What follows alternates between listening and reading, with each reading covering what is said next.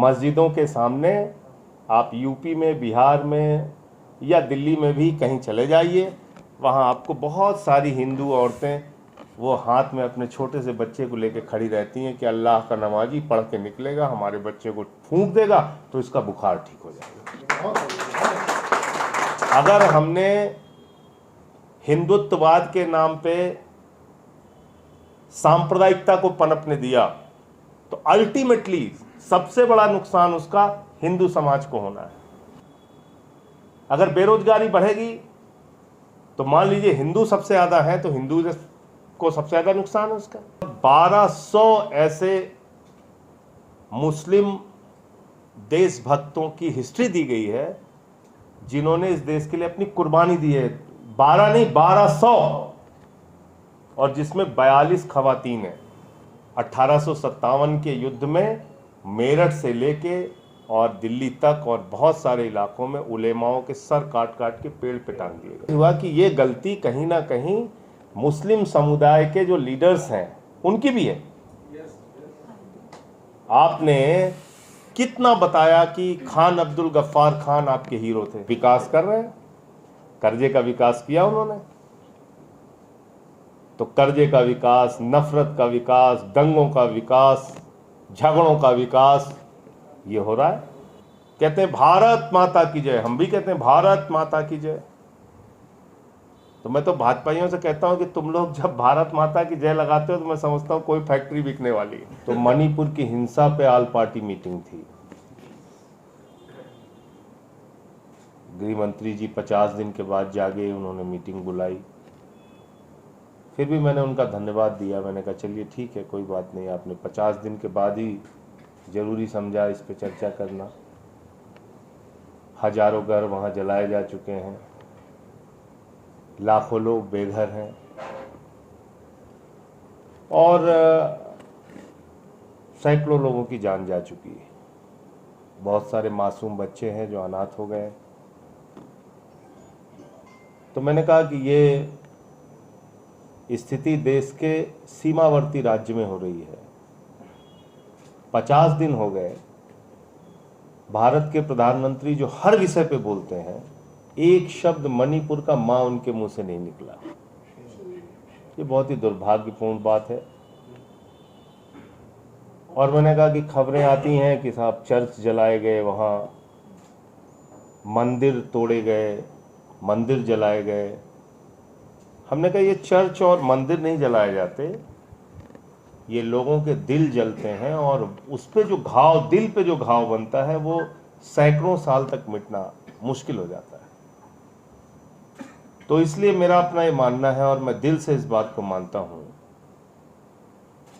कि भारत जो हमारा मुल्क है ये मोहब्बत की बुनियाद पे ही आगे जा सकता है, नफरत की बुनियाद पे न दुनिया का कोई मुल्क आगे गया है न यहाँ। और हमारी खूबसूरती क्या है? अगर आप पाकिस्तान के बारे में बात करेंगे वो कहेंगे हम मुस्लिम राष्ट्र हैं। आप नेपाल के बारे में बात करेंगे वो कहेंगे हम एक बार हिंदू राष्ट्र बने फिर हम अब हिंदू राष्ट्र नहीं हैं। किसी और देश के बारे में बात करेंगे तो वो कहेंगे कि साहब हम ईसाई राष्ट्र हैं। कहीं और अपने अपने धर्म के हिसाब से उन्होंने राष्ट्र बनाया। लेकिन भारत की संस्कृति, भारत की सभ्यता, भारत की खूबसूरती क्या है? हमारी पहचान क्या है? भारत की पहचान क्या है? हम कहते हैं विविधता में एकता, भारत की विशेषता। यानी भारत की पहचान ही यहाँ की डाइवर्सिटी है, यहाँ की विविधता है। अगर यहाँ अलग अलग रंग के फूल नहीं होंगे तो भारत बन ही नहीं सकता। यहाँ हिंदू भी हैं, यहाँ मुसलमान भी हैं, यहाँ सिख भी हैं, यहाँ ईसाई भी हैं, यहाँ बौद्ध भी हैं, यहाँ जैन भी हैं। अलग अलग धर्मों के लोग हैं, अलग अलग भाषाओं के लोग हैं। एक भाषा नहीं बोली जाती भारत में। नॉर्थ में अलग भाषा बोली जाती है, साउथ में अलग भाषा बोली जाती है, नॉर्थ ईस्ट में अलग भाषा बोली जाती है, वेस्ट में अलग। तो अलग अलग भाषाओं से बना हुआ देश है, अलग अलग सभ्यताओं से, संस्कृतियों से बना हुआ देश है। तो अब इसमें रोज हम झगड़े कराते रहे तो इसका फायदा क्या है, हमें ये सोचना चाहिए। एक सोसाइटी के तौर पे, एक समाज के तौर पे हमें कम से कम, अगर हमें ऊपर वाले ने दिमाग दिया, या तो हम जानवर होते, दिमाग नहीं होता, कुछ सोचते समझते नहीं, चलो भाई भेड़ों की तरह जहाँ कूदना है कूद पड़ो, जहाँ लड़ना है लड़ मरो। लेकिन अगर हमें ऊपर वाले ने दिमाग दिया है, सोचने समझने की शक्ति दी है, तो कम से कम इतना तो हम सोच सकते हैं कि हम आगे कैसे बढ़ेंगे। झगड़ा करके आगे बढ़ेंगे, मारकाट करके आगे बढ़ेंगे, या मोहब्बत से, प्यार से एक साथ रह के आगे बढ़ेंगे। इस मीटिंग में देखिए हमारे सिख भाई भी हैं, हिंदू भाई भी हैं, मुसलमान भाई भी हैं, हो सकता है क्रिश्चियन धर्म को मानने वाले लोग भी हैं। तो भारत की जो खूबसूरती है, एक प्रोग्राम में मैं गया तो मुझसे कहने लगे कि साहब हिंदू राष्ट्र के बारे में आप क्या सोचते हैं? तो हमने कहा भारत के संविधान के बारे में आप क्या सोचते हैं? Very nice. तो कहने लगे कि भारत का संविधान तो सारे लोग मानते हैं। तो हमने कहा भारत के संविधान के प्रियम्बल में क्या लिखा हुआ है? तो कहने लगे कि साहब आप कहना क्या चाहते हैं? हमने कहा भारत के संविधान की जो मूल आत्मा है, उसका प्रियम्बल जो है, उसमें क्या लिखा हुआ है? उसमें लिखा है भारत एक सेकुलर राष्ट्र है, भारत एक धर्मनिरपेक्ष राष्ट्र है, यहाँ सभी धर्म के लोग आपस में एक साथ मिलकर समान अधिकार के साथ रह सकते हैं। ये हमारे कॉन्स्टिट्यूशन का प्रियम्बल कहता है। आप कॉन्स्टिट्यूशन मानते हैं कि नहीं मानते हैं? अब वो मीडिया वाले आदमी थे और बड़ा चैनल था राष्ट्रीय, तो घबरा गए। कुछ एडिटर्स आए थे, उन्होंने कहा आपका क्वेश्चन जो है वो अनकॉन्स्टिट्यूशनल है, ये आपका सवाल गैर संवैधानिक सवाल है, ये सवाल बुनियादी तौर पे आप संविधान के खिलाफ पूछ रहे हैं। तो वो चुप हो गए। बड़े रिपोर्टर थे, मैं नाम नहीं बताऊंगा। फिर उन्होंने क्या किया कि क्योंकि जवाब उनके मुताबिक उनको नहीं मिला, तो जब उन्होंने प्रोग्राम का प्रसारण किया तो वो हिस्सा काट दिया। तो ये तो मीडिया का हाल है, ये मीडिया का हाल है। भारत का संविधान जिसके ऊपर हाथ रखकर भारत के प्रधानमंत्री से लेके एक एक सांसद और विधायक शपथ लेते हैं, हमारी प्रतिबद्धता सबसे पहले उस संविधान के प्रति है जो बाबा साहब डॉक्टर अम्बेडकर ने। और कोई भी इसको छेड़छाड़ करने की कोशिश करे, उसके खिलाफ हमें खड़ा होना है। दिल्ली के कॉन्स्टिट्यूशनल राइट छीने गए, सुप्रीम कोर्ट ने फैसला दिया, उस अधिकार को छीना गया। 5 जजों की पीठ ने फैसला दिया कि भाई दिल्ली में एक चुनी हुई सरकार है, उस सरकार को पूरा अधिकार होना चाहिए ट्रांसफर पोस्टिंग का। 8 दिन के अंदर उसको बदल दिया गया। 5 जज के सुप्रीम कोर्ट के फैसले को 8 दिन में बदल दिया गया, बदल दिया गया। अब हॉस्पिटल बनाना है केजरीवाल जी को, स्कूल बनाना है केजरीवाल जी को, और प्रिंसिपल रखना है मोदी जी को, डॉक्टर रखना है मोदी जी को, सड़कें बनानी है केजरीवाल जी को, और जेई और इंजीनियर और चीफ इंजीनियर रखना है मोदी जी को। ट्रैफिक का संचालन और बसें चलानी है केजरीवाल जी को। मस्जिदों के सामने आप यूपी में, बिहार में या दिल्ली में भी कहीं चले जाइए, वहाँ आपको बहुत सारी हिंदू औरतें वो हाथ में अपने छोटे से बच्चे को लेकर खड़ी रहती हैं कि अल्लाह का नमाजी पढ़ के निकलेगा, हमारे बच्चे को फूंक देगा तो इसका बुखार ठीक हो जाएगा। अगर हमने हिंदुत्ववाद के नाम पे सांप्रदायिकता को पनपने दिया, तो अल्टीमेटली सबसे बड़ा नुकसान उसका हिंदू समाज को होना है। अगर बेरोजगारी बढ़ेगी तो मान लीजिए हिंदू सबसे ज्यादा है, तो हिंदू को सबसे ज्यादा नुकसान है उसका। 1200 ऐसे मुस्लिम देशभक्तों की हिस्ट्री दी गई है जिन्होंने इस देश के लिए अपनी कुर्बानी दी है। 12 नहीं, 1200, और जिसमें 42 खवातीन हैं। 1857 के युद्ध में मेरठ से लेके और दिल्ली तक और बहुत सारे इलाकों में उलेमाओं के सर काट काट के पेड़ पे टांग दिए गए। हुआ कि ये गलती कहीं ना कहीं मुस्लिम समुदाय के जो लीडर्स हैं उनकी भी है। आपने कितना बताया कि खान अब्दुल गफ्फार खान आपके हीरो थे, विकास कर रहे हैं, कर्जे का विकास किया उन्होंने। तो कर्जे का विकास, नफरत का विकास, दंगों का विकास, झगड़ों का विकास ये हो रहा है। कहते हैं भारत माता की जय, हम भी कहते हैं भारत माता की जय। तो मैं तो भाजपाइयों से कहता हूं कि तुम लोग जब भारत माता की जय लगाते हो तो मैं समझता हूं कोई फैक्ट्री बिकने वाली है। तो मणिपुर की हिंसा पे ऑल पार्टी मीटिंग थी। गृह मंत्री जी 50 दिन के बाद जागे, उन्होंने मीटिंग बुलाई। फिर भी मैंने उनका धन्यवाद दिया। मैंने कहा चलिए ठीक है, कोई बात नहीं, आपने 50 दिन के बाद ही जरूरी समझा इस पे चर्चा करना। हजारों घर वहां जलाए जा चुके हैं, लाखों लोग बेघर हैं और सैकड़ों लोगों की जान जा चुकी है। बहुत सारे मासूम बच्चे हैं जो अनाथ हो गए। तो मैंने कहा कि ये स्थिति देश के सीमावर्ती राज्य में हो रही है। 50 दिन हो गए, भारत के प्रधानमंत्री जो हर विषय पे बोलते हैं, एक शब्द मणिपुर का मां उनके मुंह से नहीं निकला। ये बहुत ही दुर्भाग्यपूर्ण बात है। और मैंने कहा कि खबरें आती हैं कि साहब चर्च जलाए गए, वहां मंदिर तोड़े गए, मंदिर जलाए गए। हमने कहा ये चर्च और मंदिर नहीं जलाए जाते, ये लोगों के दिल जलते हैं और उस पे जो घाव, दिल पे जो घाव बनता है वो सैकड़ों साल तक मिटना मुश्किल हो जाता है। तो इसलिए मेरा अपना ये मानना है और मैं दिल से इस बात को मानता हूं कि भारत जो हमारा मुल्क है, ये मोहब्बत की बुनियाद पे ही आगे जा सकता है। नफरत की बुनियाद पे न दुनिया का कोई मुल्क आगे गया है न ये आगे गया। और हमारी खूबसूरती क्या है? अगर आप पाकिस्तान के बारे में बात करेंगे, वो कहेंगे हम मुस्लिम राष्ट्र हैं। आप नेपाल के बारे में बात करेंगे, वो कहेंगे हम एक बार हिंदू राष्ट्र बने, फिर हम अब हिंदू राष्ट्र नहीं हैं। किसी और देश के बारे में बात करेंगे तो वो कहेंगे कि साहब हम ईसाई राष्ट्र हैं। कहीं और अपने अपने धर्म के हिसाब से उन्होंने राष्ट्र बनाया। लेकिन भारत की संस्कृति, भारत की सभ्यता, भारत की खूबसूरती क्या है? हमारी पहचान क्या है?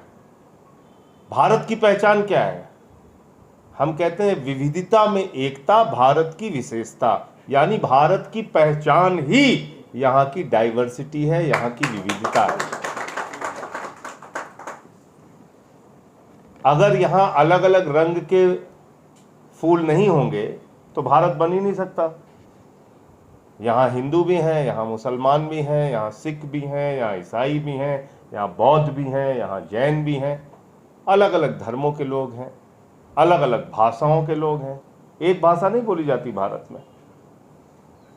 नॉर्थ में अलग भाषा बोली जाती है, साउथ में अलग भाषा बोली जाती है, नॉर्थ ईस्ट में अलग भाषा बोली जाती है, वेस्ट में अलग।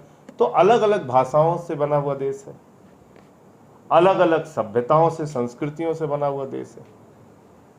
तो अब इसमें रोज हम झगड़े कराते रहें तो इसका फायदा क्या है? हमें ये सोचना चाहिए। एक सोसाइटी के तौर पे, एक समाज के तौर पे हमें कम से कम, अगर हमें ऊपर वाले ने दिमाग दिया, या तो हम जानवर होते, दिमाग नहीं होता, कुछ सोचते समझते नहीं, चलो भाई भेड़ों की तरह जहां कूदना है कूद पड़ो, जहां लड़ना है लड़ मरो। लेकिन अगर हमें ऊपर वाले ने दिमाग दिया है, सोचने समझने की शक्ति दी है, तो कम से कम इतना तो हम सोच सकते हैं कि हम आगे कैसे बढ़ेंगे। झगड़ा करके आगे बढ़ेंगे, मारकाट करके आगे बढ़ेंगे, या मोहब्बत से, प्यार से एक साथ रह के आगे बढ़ेंगे। इस मीटिंग में देखिए हमारे सिख भाई भी हैं, हिंदू भाई भी हैं, मुसलमान भाई भी हैं, हो सकता है क्रिश्चियन धर्म को मानने वाले लोग भी हैं। तो भारत की जो खूबसूरती है, एक प्रोग्राम में मैं गया तो मुझसे कहने लगे कि साहब हिंदू राष्ट्र के बारे में आप क्या सोचते हैं? तो हमने कहा भारत के संविधान के बारे में आप क्या सोचते हैं? Very nice. तो कहने लगे कि भारत का संविधान तो सारे लोग मानते हैं। तो हमने कहा भारत के संविधान के प्रियम्बल में क्या लिखा हुआ है? तो कहने लगे कि साहब आप कहना क्या चाहते हैं? हमने कहा भारत के संविधान की जो मूल आत्मा है, उसका प्रियम्बल जो है, उसमें क्या लिखा हुआ है? उसमें लिखा है भारत एक सेकुलर राष्ट्र है, भारत एक धर्मनिरपेक्ष राष्ट्र है, यहाँ सभी धर्म के लोग आपस में एक साथ मिलकर समान अधिकार के साथ रह सकते हैं। ये हमारे कॉन्स्टिट्यूशन का प्रेम्बल कहता है। आप कॉन्स्टिट्यूशन मानते हैं कि नहीं मानते हैं? अब वो मीडिया वाले आदमी थे और बड़ा चैनल था राष्ट्रीय, तो घबरा गए।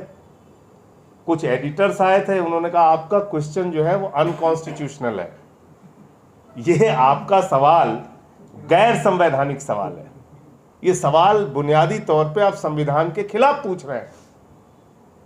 तो वो चुप हो गए। बड़े रिपोर्टर थे, मैं नाम नहीं बताऊंगा। फिर उन्होंने क्या किया कि क्योंकि जवाब उनके मुताबिक उनको नहीं मिला, तो जब उन्होंने प्रोग्राम का प्रसारण किया तो वो हिस्सा काट दिया। तो ये तो मीडिया का हाल है, ये मीडिया का हाल है। भारत का संविधान जिसके ऊपर हाथ रखकर भारत के प्रधानमंत्री से लेके एक एक सांसद और विधायक शपथ लेते हैं, हमारी प्रतिबद्धता सबसे पहले उस संविधान के प्रति है जो बाबा साहब डॉक्टर अम्बेडकर ने। और कोई भी इसको छेड़छाड़ करने की कोशिश करे, उसके खिलाफ हमें खड़ा होना है। दिल्ली के कॉन्स्टिट्यूशनल राइट छीने गए, सुप्रीम कोर्ट ने फैसला दिया, उस अधिकार को छीना गया। 5 जजों की पीठ ने फैसला दिया कि भाई दिल्ली में एक चुनी हुई सरकार है, उस सरकार को पूरा अधिकार होना चाहिए ट्रांसफर पोस्टिंग का। 8 दिन के अंदर उसको बदल दिया गया। 5 जज के सुप्रीम कोर्ट के फैसले को 8 दिन में बदल दिया गया।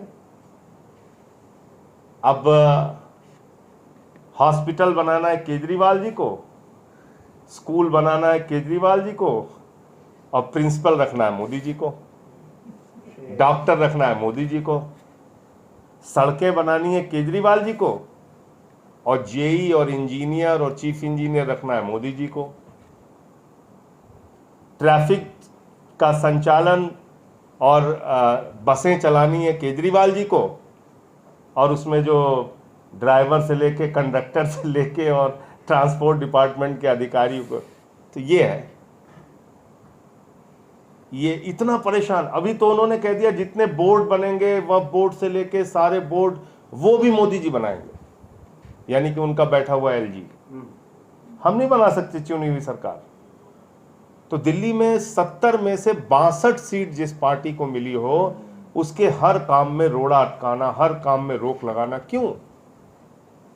क्योंकि मैं बार बार इस बात को कहता हूं, जो लोग आज देश की सत्ता में हैं वो दुनिया की सबसे बड़ी नफरत की फैक्ट्री हैं। अगर इस फैक्ट्री के ऊपर ताला नहीं लगाया गया तो ये मुल्क आगे नहीं बढ़ सकता। और इसको सबको मिलकर इस फैक्ट्री के ऊपर ताला लगाना पड़ेगा। अगर हम अपनी संस्कृति को, अपनी एकता को, अपने भाईचारे को, अपनी गंगा जमनी तहजीब को आगे लेके जाना चाहते हैं। ये एक ऐसा देश है, यहाँ आप चले जाइए अमृतसर स्वर्ण मंदिर में, आपको सभी धर्मों के लोग जाएंगे वहाँ पे मत्था टेकने के लिए। जाते नहीं जाते बताइए? मुस्लिम भी जाते हैं, हिंदू भी जाते हैं, सिख भी जाते हैं। वहाँ चले जाइए, आपको लंगर जहाँ पे चल रही होती है सारे लोग बैठ के खाते हैं एक साथ। यहाँ पे सूफीज़म को मानने वाली बहुत बड़ी जमात है। दरगाहों पे चले जाइए, आपको मुस्लिम से ज़्यादा हिंदू मिलेंगे वहाँ पे। आप चले जाइए देखिए आप। मैं गया एक बार देवा शरीफ, हमारे यहाँ यूपी के अंदर है, तो मैं पहुंचा दरगाह पे, तो कहने लगे कि साहब अभी यहाँ पे आरती होगी। तो मैंने कहा आरती होगी दरगाह पे? तो मैं थोड़ा सा, देखिए भारत कितना खूबसूरत देश है, इसको समझना होगा। हो सकता है हम किसी चीज को माने ना माने, वो एक अलग बात है। तो मैं खड़ा हो गया, तो एक समूह आता है, वो वहाँ पे आरती करते हैं कि वारिस तुम ही हो, कन्हैया तुम ही हो, मेरे जीवन नैया के खेवैया तुम ही हो, रखना मेरी लाज ऐ वन मुरारी, करूं वंदना जग के वारिस तुम्हारी। ये है हिंदुस्तान, ये हिंदुस्तान। हम किसी के प्रति अपनी श्रद्धा रखते हैं, उसको व्यक्त करने का हमारा तरीका अलग हो सकता है, हमारी उपासना पद्धति अलग हो सकती है, हमारी पूजा पद्धति अलग हो सकती है। हो सकता है आप 5 वक्त की नमाज पढ़ के ऊपर वाले को याद करते हैं, मैं मंदिर में जाके याद करता हूं, ये भाई साहब गुरुद्वारे में जाके याद करते हैं। कोई सूफीज्म के रास्ते में है तो वो दरगाह में जाके याद करता है, और कोई नास्तिक है तो वो किसी को याद नहीं करता। लेकिन सबको रहने का हिंदुस्तान में हक है। ये हमारी सोच होनी चाहिए कि कोई धर्म को मानता है या नहीं मानता है, लेकिन वो अगर हिंदुस्तानी है, इस देश के अंदर रहता है, तो उसको बराबरी के साथ रहने का हक है। गलत तो नहीं कह रहा हूं? संकट मोचन के मंदिर में बिस्मिल्लाह खान की शहनाई इस देश के अंदर बजती है। मलिक मोहम्मद जायसी जी पद्मावत लिखते हैं, हमारे जायस जो सुल्तानपुर से हमारा, जिसका जिक्र कर रहे थे अभी अरशद साहब, वहां से 70-80 किलोमीटर की दूरी पर ये वो मुल्क है कि रसखान को पढ़कर हम भगवान कृष्ण के बारे में जानते हैं। कृष्ण को जानना है तो रसखान को पढ़ना ही होगा आपको। ये वो मुल्क है जहां मोहम्मद रफ़ी गाना गाते हैं, सुख के सब साथी दुख में न कोई, मेरे राम तेरा नाम एक साचा दूजा न कोई। अब इस पे तो चाहे आप ढंग झगड़ा करा दो कि मोहम्मद रफ़ी ने क्यों ऐसा लिख दिया है। तो अलग अलग तरह से लोग ईश्वर को याद करते हैं, ऊपर वाले को याद करते हैं। उसने तो नहीं कहा आपको झगड़ा करने के लिए, कहा है क्या झगड़ा करने के लिए? मस्जिदों के सामने आप यूपी में, बिहार में या दिल्ली में भी कहीं चले जाइए, वहाँ आपको बहुत सारी हिंदू औरतें वो हाथ में अपने छोटे से बच्चे को लेकर खड़ी रहती हैं कि अल्लाह का नमाजी पढ़ के निकलेगा, हमारे बच्चे को फूंक देगा तो इसका बुखार ठीक हो जाएगा। है कि नहीं उसका भरोसा? ये हमारा देश है, इस बात को हमें समझना होगा। एक ऐसा देश है जिसको कुछ लोग बिगाड़ने पे लगे हुए हैं, जिनका मकसद है कि सिर्फ झगड़े हो। मैंने तो उनका नाम भी रख दिया भारतीय झगड़ा पार्टी। मैंने कहा अपने मोहल्ले में मत बुलाया करो, नहीं झगड़ा हो जाएगा। और मैं तो सोचता हूं कई बार कि भाई रात में नींद कैसे आती है इन लोगों को। भाई आप प्यार से रहिए, मोहब्बत से रहिए, आराम से जाके सोइए, घर में कोई चिंता नहीं। अब कोई आदमी नफरतों से भरा हुआ हो तो पंखा देख के भी रात में पता चला उस पर चप्पल फेंकने लगेगा। तो ये जो मानसिकता जो फैलाई जा रही है व्हाट्सएप के जरिए, टीवी के जरिए, सोशल मीडिया के जरिए। अब देखिए हम लोग हैं, अगर एक साधारण सा किसी, अभी जैसे मैं कह दूं कि आले मोहम्मद को जन्मदिन की बधाई, 500 गाली नीचे दे देते हैं। तो कितना वक्त है देखिए आप उनके पास गाली गलौज के लिए। कुछ भी मतलब आप कोई भी एक मतलब मौसम का हाल भी मैं डाल दूं तो उसमें भी गाली देने आ जाते हैं। इसी काम में लगे हुए हैं। ये मुल्क तरक्की कैसे करेगा, ये हम लोगों की चिंता का विषय है। आज कहां हम जा रहे हैं, और ऐसे जंजाल में हमें उलझा दिया गया है कि हम अपने बारे में सोच भी नहीं पाते, जरा सा भी नहीं सोच पाते। मुझे ये सबसे दुर्भाग्यपूर्ण बात लगती है कि हम अपने बारे में सोचने का वक्त ही नहीं पा रहे हैं। हम अपने बेटे के बारे में नहीं सोच पाते, उसके भविष्य के बारे में नहीं सोच पाते, इनकी शिक्षा के बारे में नहीं सोच पाते, रोजगार के बारे में नहीं सोच पाते। क्या दिन रात बस हिंदू मुसलमान सिख ईसाई, ये झगड़ा वो लड़ाई, यही चल रहा है।